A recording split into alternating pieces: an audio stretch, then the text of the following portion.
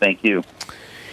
We're back now with Steve Rogers, a retired lieutenant detective. And, Steve, there is a tendency, I suppose, to try to search for someone or something to blame for all of this. And that's not really what we're trying to do. We're just trying to figure out how we can do better in the future. To that end, vigilance on the part of average citizens? Well, that's exactly right. People historically are afraid to call the police because they're in fear that they're going to get entangled in something that they don't want to, or B, they feel that they're bothering the police. Well, first of all, they can provide police information anonymously. But more importantly, there has been an unintended consequence of all the technology given to police. And that is a wall of separation has been created once again between the people and the police. We need to go back to community policing. We need to get the cops back out in the neighborhoods where they become friends with the people in the neighborhood.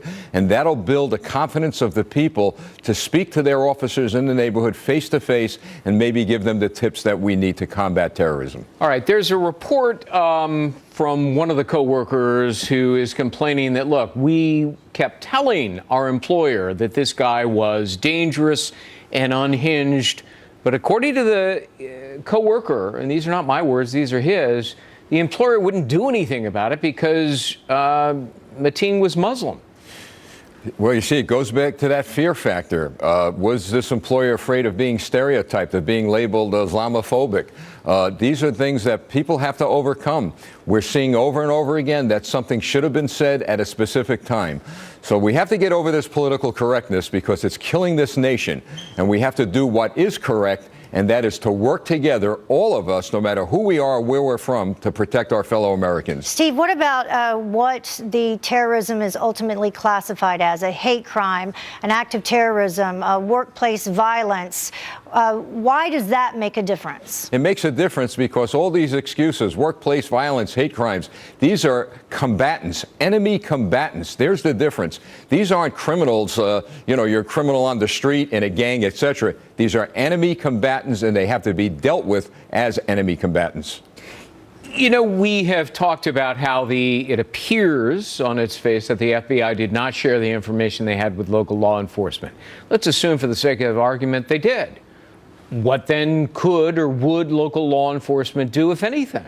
Very difficult for local law enforcement to surveil everyone in their neighborhoods and in their cities. Goes back to the point that the federal government has to begin funding, not taking away, not defunding local law enforcement, but funding local law enforcement so that they could get the tools they need to follow up on the information that the FBI gives them. Whatever happened to the billions of dollars that was spent after 9/11 that was farmed out to all kinds of law enforcement agencies all over the nation, even some who didn't have any terror concerns? Well, remember that they did provide local law enforcement that funding to buy the military equipment they needed in order to respond to these acts, and then they took it away. They went out and they told local law enforcement, especially after Ferguson, part of the Ferguson effect, we want all that equipment back. And here we are back to square one, where we need that equipment to respond to these atrocious attacks on U.S. soil. But maybe some of that funding now has to go into that intelligence and information process that is so badly needed.